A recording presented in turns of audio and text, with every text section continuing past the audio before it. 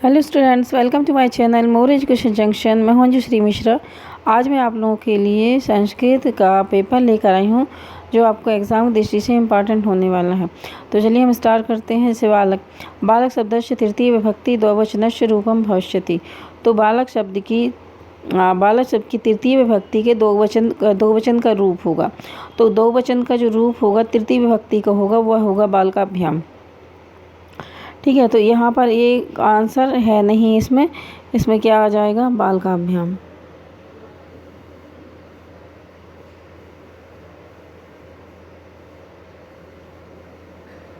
ठीक है, ये हो जाएगा बालकाभ्याम। चलिए नेक्स्ट हम देखते हैं, क्वेश्चन नंबर 2 में आते हैं।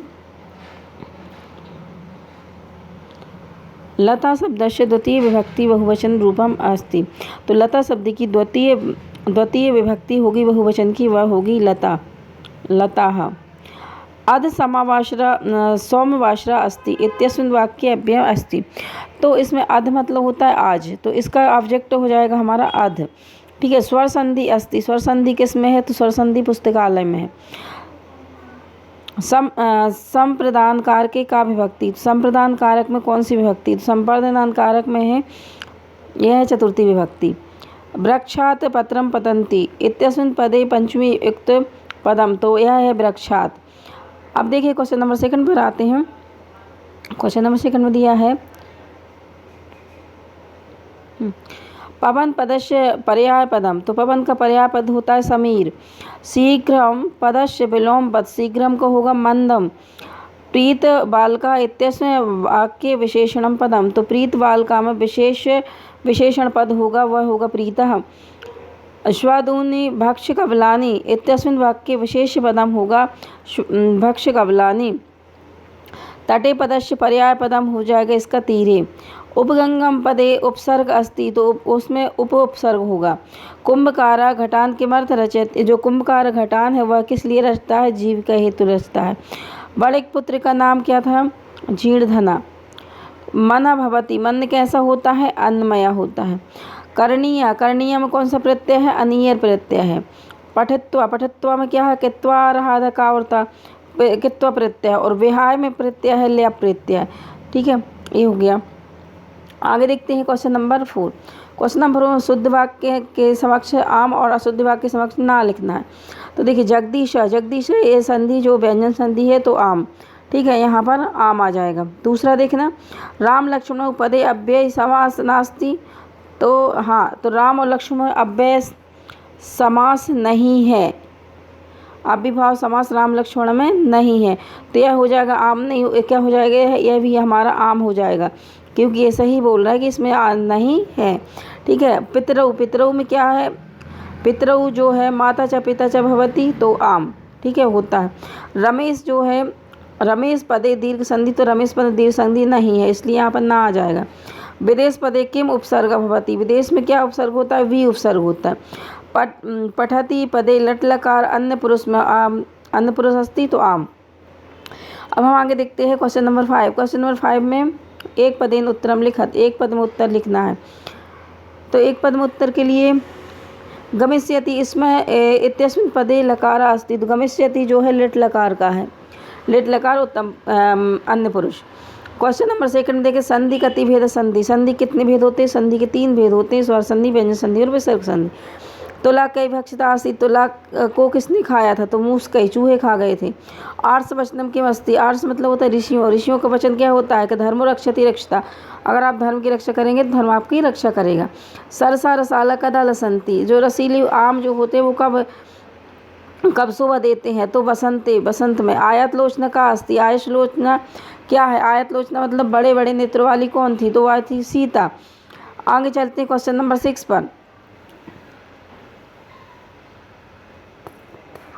जंतुआ किन तुष्यंती, जंतुआ जो जंतु होते हैं वो किस प्रकार प्रसन्न होते हैं, संतुष्ट होते हैं, तो प्रियवाक्य प्रदानेन, तो प्रियवाक्य प्रदानेन सर्वे तुष्यंती जंतुआ। सरोवरण नाम हानि कद भवति, सरोवरों को हानि कब होती है, तो मरालय से विप्रयोग भवन्ति, जब सरोवर को छोड़कर से वो हंस चले जाते हैं तब वो सरोवरों को हानि होती है। बालका कीदृशम चटकम अपस्थित, बालक ने कैसा चिड़िया देखी,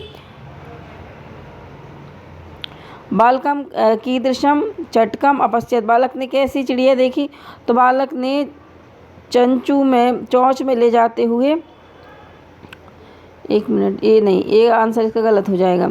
ठीक है, तो बालक ने कैसी चिड़िया देखी, तो बालक ने चोंच में ले जाते हुए तृण शलाकादिकम ले जाते हुए चिड़िया देखी। लोक रक्षा कदा सम्मति, लोक रक्षा कैसे संबंधित, प्रकृति रक्षा है, लोक रक्षा संभवती, प्रकृति की रक्षा से ही लोक रक्षा संभव है। आगे देखें, प्रकृति प्रमुख तत्वानि कानि सन्ति, प्रकृति के प्रमुख तत्व क्या हैं, तो पृथ्वी, आकाश, तेज, समीर और जल, ये प्रमुख तत्व हैं।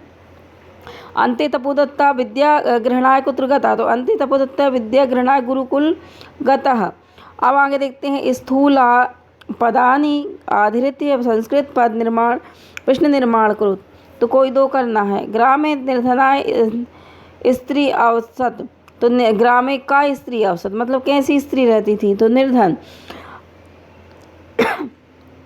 सूर्योदयात पूर्व में बालिका तत्रोपस्थित, तो कस्मात, सूर्योदय के स्थान पर आ जाए कस्मात पूर्व में। धर्म सर्वस्वम श्रुत्वा अवधार्यताम, तो एक धर्म सर्वस्वम के स्थान पर आ जाएगा किम श्रुत्वा मतलब क्या सुनकर अवधारण करना चाहिए। आगे देखते हैं, कहा काम प्रति कथयति, किसने किससे कहा, ये हमें लिखना। तो देखिए, सिक्ता जल प्रवाह स्थास्यन्ति के, तो सिक्ता मतलब रेत जो है जल के प्रवाह से क्या रुक सकती है, तो स्थायी रह सकती है। तो यह किसने कहा था, तपोदत्ता ने कहा था पुरुष से। सूर्य तपे तंडुलान खाएगे उभयरक्ष, तो सूर्य की धूप में चावलों की रक्षा पक्षियों से करो, क्या किसने कहा था, माता ने कहा था पुत्री से। मूल्यम तो दुग्धम बिक्री दातुम शक्यते, मूल्यम तो दूध बेचने के बाद ही मिलेंगे, तो यह किसने कहा था, चंदन ने कहा था देवेश से। चलिए हम नेक्स्ट आते हैं क्वेश्चन नंबर 9 में हम देखते हैं वाच्य परिवर्तनम कुरुत, वाच्य परिवर्तन करना है। तो देखिए, बालका विद्यालयम गच्छति, बालक विद्यालय जाता है, किस लिए जाता है बालक विद्यालय, इसमें कि बालक जो होगा आपका यह हो जाएगा हमारे तृतीय विभक्ति में चला जाएगा, बालक का बालक हो जाएगा बालकेन, और विद्यालयम का विद्यालय आ जाएगा, गच्छति का हो जाएगा गम्यति। ठीक है, मया का हम विभक्ति इसमें कर्तृवाच्य में करेंगे, तो मया का हो जाएगा अहम। पुस्तकम का पुस्तकम ही पश्यते के हो जाएगा पश्यामि, अहम पुस्तकम पश्यामि। लता का आ जाएगा तृतीय वचन में लतया, गीतम गीयते। ठीक है, अब हम नेक्स्ट में आते हैं प्रश्न नंबर 10 में क्या दिया गया है कि प्रश्न पत्रे समागतान श्लोकान विहाय स्वपाठ्य पुस्तकात एक श्लोक लिखत। ठीक है, इसमें एक श्लोक लिखना है। अब देखिए, इसमें शुद्ध वाक्य करना है, तो वाक्यों को शुद्ध करना है। तो श्री गणेश नमः, तो यहाँ पर आ जाएगा श्री गणेशाय नमः। सुरेश कुत्र पठति, सुरेश क्योंकि एक वचन में है, सुरेश एक है और एक वचन में है और उत्तम पुरुष का है, तो एक वचन में उत्तम पुरुष के साथ पठती नहीं लगेगा, क्या लगेगा, पठती लगेगा। राम लक्ष्मण दो वचन में है तो पठती नहीं आएगा, राम लक्ष्मण दो वचन में इसलिए आ जाएगा यहाँ पठतः। आगे देखिए क्वेश्चन नंबर 12 देखते हैं, प्रयत्नेन किम न भवति, प्रयत्नेन सिद्धम किम न सिद्धम भवति, मतलब प्रयत्न करने से सिद्ध क्या नहीं हो जाता। मल्लिका स्वपति खालिस्तान मनते, तो अपनी मल्लिका क्या अपने पति को क्या मानती थी, चतुर्थम मानती थी। वहति मंद मंदम सनीरे समीरे, गुणा गुणे गेशु गुणा भवंती, तो यहाँ पर क्या आ जाएगा गुणा। आगे चलते हैं नेक्स्ट क्वेश्चन नंबर 13 में आते हैं पाठ्य आधारित घटनाक्रम करेंगे। तो इसमें देखिए सबसे पहले क्या हुआ था, मल्लिका पूजा अर्थम मोदकानि रचयति, मल्लिका ने पूजा के लिए क्या किए थे, मोदक रचे थे। ठीक है, तो हमारा पहला आ जाएगा 2 नंबर में जो है फर्स्ट में आएगा। ठीक है, फिर क्या हुआ, सा सखी भी सह तीर्थ यात्रा ही काशी विश्वनाथ मंदिरम गच्छति, तो दूसरे नंबर पर आ जाएगा वह सखियों के साथ में तीर्थ यात्रा के लिए काशी विश्वनाथ मंदिर जाती है। तीसरे नंबर पर आएगा उमा मासांते उत्सव दुग्धम आवश्यकता विषय चंदनम सूचयति, तो उमा जो है के मास के अंत में चंदन को सूचना करती है दूध की आवश्यकता के लिए। फिर चंदन उत्सव समय अधिक दुग्धम प्राप्तुम मास पर्यंतम दोहनम न करोति, फिर चौथे नंबर पर एज आ जाएगा। ठीक है, चलिए हम नेक्स्ट देखते हैं। नेक्स्ट क्वेश्चन आएगा हमारा क्वेश्चन नंबर 14। क्वेश्चन नंबर 14 में क्या है, हम गद्यांश पढ़ के हमें इनके आंसर देना है। तो गद्यांश में क्या है, देखिए गद्यांश पहले गद्यांश को बहुत अच्छे से पढ़ना चाहिए। अतएव अस्माभि प्रकृति रक्षीय, तो अतएव के रक्षीय, तो क्या रक्षीय, प्रकृति रक्षीय। तो यहाँ पर आ जाए के स्थान पर प्रकृति आ जाएगा। प्राचीन काल ऋषियों कुत्र निवसन्ति, इसमें प्राचीन काल में ऋषि जो है वो कहाँ रहते थे, तो वन में रहते थे।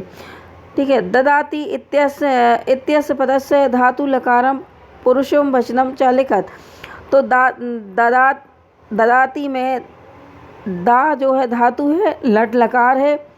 ठीक है। और इसमें प्रत्यय है, प्रथम पुरुष का बहुवचन नहीं है, प्रथम पुरुष का क्या है, एक वचन है ना, ददाति प्रथम पुरुष का एक वचन। आगे चलते हैं, क्वेश्चन नंबर देखते हैं 15 में हम देखते हैं निवर्तमति नीचाम परदाराभिमर्शनात् नत समाचरित धीरो यत परेव दृश्य विग्रहति। तो देखिए इसमें क्या है, कस्मात नीचाम परदाराभिमर्शनात् नीचाम का निर्वर्त, तो क्या नीचाम क्या निर्वर्त, किसको रोकना है, मति को रोकना है। कस्मात किसकी मति से, तो परदाराभिमर्शनात्, तो यहाँ पर आ जाएगा परदाराभिमर्शनात् मति निवर्त। अब आगे देखना है मतिम जो शब्द दिया गया इसकी विभक्ति और वचन बताना है। तो मतिम जो है यह द्वितीय विभक्ति है और एक वचन है, मति मतिम मतना मतनी। ठीक है। आगे देखते हैं 16 नंबर क्वेश्चन आते हैं। इसमें दिया गया नाट्यक्रम पढ़ना है, नाट्य में देखना है। क्वेश्चन दिया गया है, ये नाटक है आपकी बुक का, दिया गया है चंदन और देवेश मल्लिका। ठीक है। तो इनके नाटक दिया गया है। तो उभव, अब इसमें देखना प्रश्न नंबर कति घटान इच्छामि, कितने घड़े लेने की इच्छा। तो देखिए 5-10 घटान इच्छामि। ठीक। कति रूप्यकाणि देहि, कितने रुपये देना है, तो कितने देना है, 5-10 दुत्तरेकशतं रूप्यकाणि च देहि। अब देखिए मूल्यम कदा, तो मूल्यम सकते, मूल्यम कब दे सकते हैं, तो मूल्यम कब दे सकते हैं, यहाँ पर देखिएगा कहाँ गया आंसर, हाँ, परम मूल्यम तु दुग्धम विक्रिय एव दातुम शक्यते। परम मूल्य कब देंगे, दूध बेचने पर ही दे सकते हैं। आगे देखते हैं क्वेश्चन नंबर 17 पर आते हैं। क्वेश्चन नंबर 7 को सोचना है अपठित गद्यांश, जो गद्यांश पढ़ के हमें इसके आंसर देना है। ठीक। देखिए आदिगुरु शंकराचार्य जन्म स्थानम किम वर्तते, आदिगुरु शंकराचार्य का जन्म स्थान कहाँ पर था। तो देखिए आदिगुरु शंकराचार्य जन्म केरल प्रांत कालरी नामक ग्राम में अवदत। ठीक है। कालरी नामक ग्राम, जन्म स्थान कालरी नामक ग्राम में हुआ। अब देखिए पूछते हैं कालरी नामक ग्राम कस्मिन् प्रांते आसीत, तो कालरी नामक ग्राम किस प्रांत में है, तो यह है केरल प्रांत। तीसरा देखिए शंकराचार्य मातु नाम किम, तो शंकराचार्य मातु नाम था आर्यम्बा। माता कस्य पालनम पोषणम करोति, तो माता क्या है, पुत्रस्य पालनम पोषणम करोति। ये हमारे क्वेश्चन है। अब देखिए यहाँ पर दिया स्वप्राचार्यस्य कृते शुल्क क्षमापनार्थम एवं प्रार्थना पत्र लिखना है हमें, शुल्क मुक्ति के लिए प्रार्थना पत्र। और शिरोवेदना कारण स्वप्राचार्य कृते अवकाश प्रार्थना, शिरोवेदना के लिए लिख सकते हैं, ज्वर पीड़ा के लिए लिख सकते हैं, कोई मतलब किसी विवाह के लिए भी लिख सकते हैं, भाई का विवाह है उसके लिए भी लिख सकते हैं, छुट्टी के लिए आवेदन पत्र हमने प्राचार्य को। ठीक है। अब हम आगे लिखना, इसमें हमें कोई निबंध लिखना है, तो निबंध मम दिनचर्या, अपनी दिनचर्या के बारे में लिखना है, महाकवि कालिदास और संस्कृत भाषा महत्व और पर्यावरण के बारे में लिखना है। किसी एक टॉपिक में से आप इसमें निबंध लिख सकते हैं।